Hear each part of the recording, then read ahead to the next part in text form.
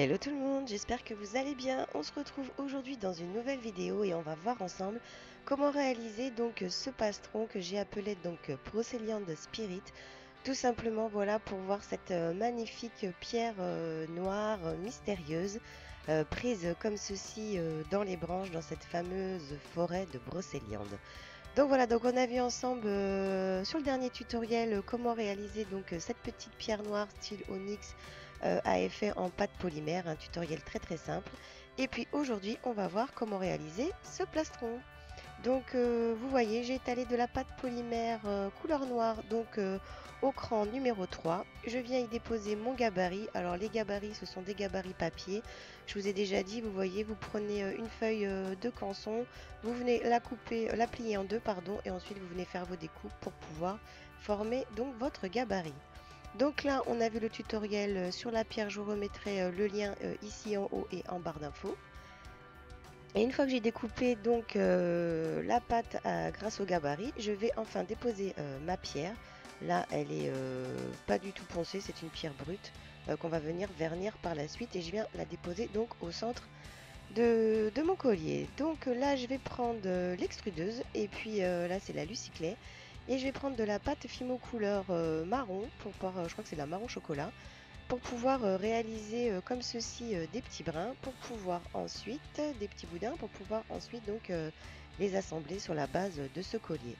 Alors vous voyez, je vais partir donc des deux côtés et puis en fait je vais venir réaliser des petites arabesques comme ceci, donc tout autour de la pierre. Je vais venir tout d'abord donc habiller toute la base de ce plastron, toujours en formant des petites arabesques à l'aide de mes doigts tout simplement. Voilà, vous venez affiner la pâte et puis l'enrouler autour de vos doigts et puis vous venez la déposer comme ceci autour de la pierre. Donc d'abord je fais une base et vous verrez par la suite que j'habillerai donc le dessus de cette base.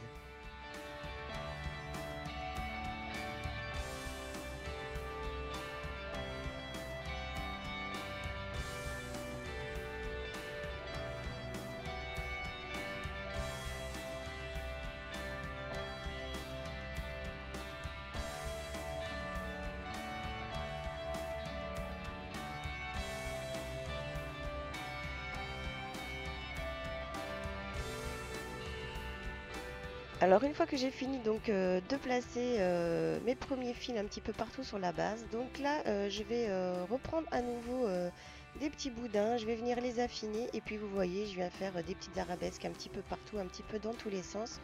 Donc sur ce plastron, alors voilà, vous prenez différents fils, vous pouvez les faire certains plus fins, là je les ai fait quand même assez importants. C'est vrai que vous pouvez jouer aussi sur les différentes tailles de ces petits boudins qu'on va venir par la suite donc texturer pour leur donner un effet bois, un effet de liane.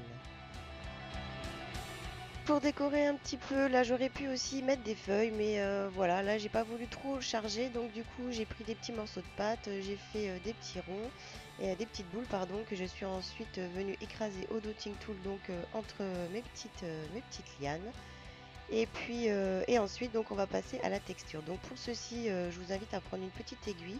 Donc ça c'est un petit outil très pratique. Voilà, vous prenez une aiguille très fine et puis vous faites des petits traits comme ceci sur la pâte un petit peu partout. Donc sur les boudins du dessous et puis aussi donc sur le dessus. Et puis voilà, vous allez venir texturer comme ceci votre plastron. Donc ensuite là je vais venir utiliser donc mes poudres, donc ce ne sont pas des poudres Pearlex, ce sont des poudres que j'avais achetées sur Ali. Je vous mettrai le lien de la vidéo si vous voulez avec le haul sur AliExpress où j'avais acheté toutes ces poudres. Donc là il y a une poudre blanche métallisée qui est très jolie, qui fait un effet givré. Et une couleur cuivre, voilà aussi assez sympathique. Donc je viens mélanger un petit peu les deux sur ce plastron juste avant de le passer en première cuisson au four, donc toujours à 110 degrés pendant 30 minutes. Voilà, donc une fois que mon plastron est cuit, ma première base, donc ce que je vais faire c'est que je vais passer à la patine. Donc pour cela j'utilise comme toujours, moi c'est les trois couleurs que j'utilise toujours en patine. J'utilise donc de la peinture noire acrylique, vous voyez que je viens généreusement déposer sur ce plastron pour bien que la peinture noire rentre un petit peu dans tous les effets, dans tous les stries qu'on a fait pour donner cet effet bois. Et ensuite je viens utiliser avec quelques touches, donc ça je m'en sers aussi dans ma patine steampunk que vous avez pu voir. Là vous allez voir bientôt les tutoriels, je suis en train de vous les préparer, c'est des speed modeling parce qu'ils sont très très longs. Et donc voilà, vous voyez avec des petites touches comme ça, donc je patine toujours avec les doigts, je m'en mets partout.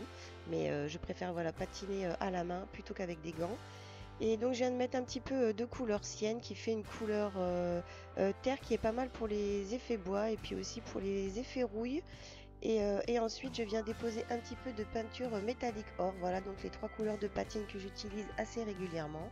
Et ensuite je viens estomper tout cela avec une lingette. Donc une fois que ma peinture acrylique a bien séché, c'est assez rapide, je viens donc faire le dessous, donc la semelle de mon plastron. Donc à nouveau, je viens étaler la pâte au crayon 3 et puis je fais ma découpe donc sous mon plastron. Je viens découper donc l'excédent de pâte et ensuite à l'aide d'une petite mousse, je viens faire donc mes bords et puis le dos de ce plastron. Donc voilà ce que ça donne une fois cuit, car bien évidemment il faut le repasser en cuisson pour la semelle à 110 degrés pendant 30 minutes. Et je vais venir utiliser donc deux vernis. Pareil, je vous ai fait vidéo revue dessus sur ces deux vernis que j'utilise aussi régulièrement. Donc je vous mettrai pareil les liens en barre d'infos si jamais cela vous intéresse. Donc j'ai commencé par le satiné. Donc vous voyez, j'ai mis ce vernis de chez Darwy satiné donc sur ce plastron et également sur la pierre. Et au final, j'ai utilisé une fois le vernis sec, j'ai utilisé le vernis brillant que j'adore, que j'affectionne comme vous le savez. Et je suis venue donc vernir cette pierre centrale. Donc voilà ce que ça a donné donc pour ce collier mystérieux donc brocéliande de Spirit, donc cette pierre prise dans les lierres, prise dans les lianes de vieux bois. J'espère que ce tutoriel vous aura plu. Si c'est le cas, n'hésitez pas à liker, à me laisser un petit commentaire et puis à vous abonner à la chaîne si ce n'est pas encore fait. Je vous dis à bientôt. Ciao!